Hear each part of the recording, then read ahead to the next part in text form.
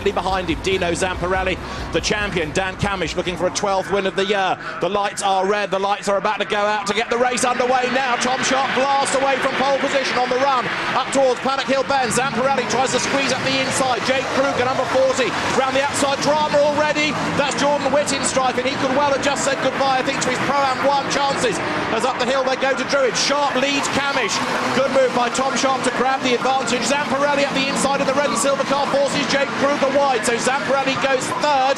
More of them in all sorts of strife, like Mark Cole, who's facing the wrong way. Contact further up the road as well. The cars, the team, IDL Racing, the family team knew as well, but they've all chipped away and worked up the order. You can see the progression over the year. It's been fascinating to watch. We knew Tom was a very, very quick driver from his Ginetta days and in British GT, but he's just taken his while to get to his stride here. Divisional class champion Ignas Gelzinis, 1.4 seconds back, needs to get on with the job and try and chip away.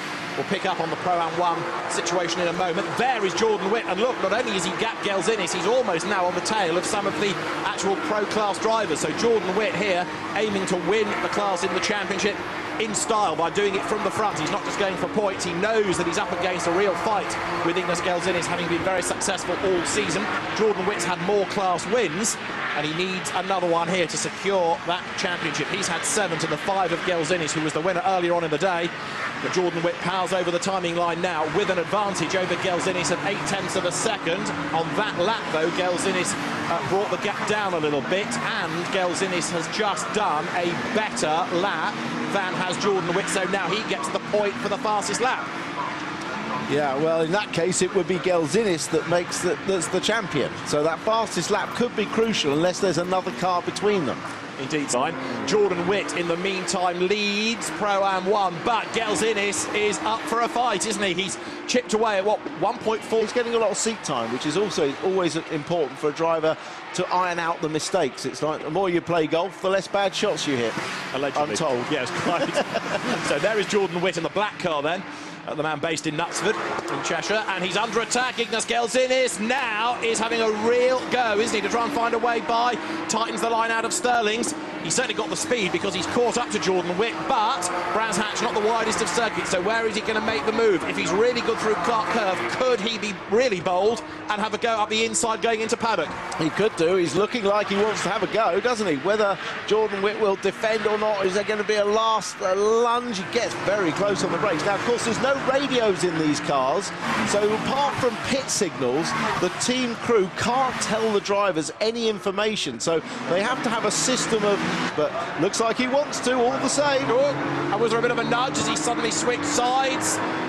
They've survived the moment and worked their way out of Surtees. Gelzinis Pro-Am 1 is still nose to tail. Gelzinis has done some of the hard work. He's got onto the back of Jordan Witt, but finding a way by, not easy. And Witt defending pretty well. Gelzinis to the inside, to the outside, everywhere he wants to be. Jordan Witt is already there, but now is the line going to be tightened coming out of Westfield? Yes, he's up alongside. He'll have the inside line for Sheep Curve, and Gelzinis goes through. Jordan Witt tries to fight back, but Gelzinis has done that with a really good move.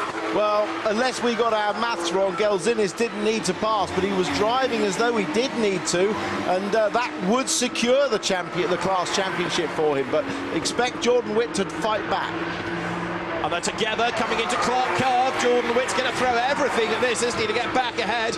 But Ignas Gelzinis then is ahead of Jordan Witt. That is exactly where he needs to be absolutely guaranteed of the championship.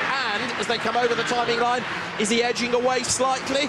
The gap as they turn their way into Paddock, 0.4 of a second, and then behind them, third in class, just see in the background there, Daniel away. Daniel Mackay's going absolutely storming along onto the back of Jordan Witt now. Well, Gelzinis and Witt really slowed themselves down when they started fighting. If you remember, they were right behind Daniel Morad, wasn't it? Yeah. And he is now down the road, and the gap back to them between Morad and Gelzinis, it's a massive, as they come across the line, 6 seconds. So they lost a lot of time fighting each other. There's been a change in Pro-Am 1, and Jordan Witt is through. Looks like there's a bit of damage on the back of Gelzinis' car. I can see the bumper hanging wide, and look how Daniel Mackay's caught up. Doesn't appear to be any fluid coming out of the front. That's the first thing you think. Oh, there is. I can see fluid coming out the left front of Jordan Witt's car. I think he's got a radiator gone. It's only look, you can see it coming out. That's his race finished. That's the Pro-Am 1 championship gone. He's on the final lap though. The race leaders have gone through onto the last lap. They've got one more to run as they come then now down towards Clark Curve. So can Jordan Witt's car survive for one more lap? He's not pitting. He's going to or risk or lose the position. Daniel Mackay's gone through. And Gelzinis tries to find a way past as well at Pro-Am 1, because that is nose to tail. Jordan Witt and Ignas Gelzinis.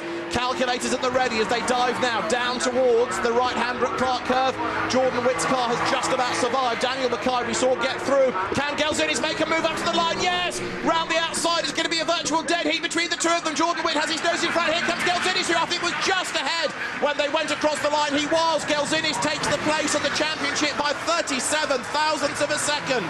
Wow, what a finish. I think Gelzinis would have done it, but he made sure of it.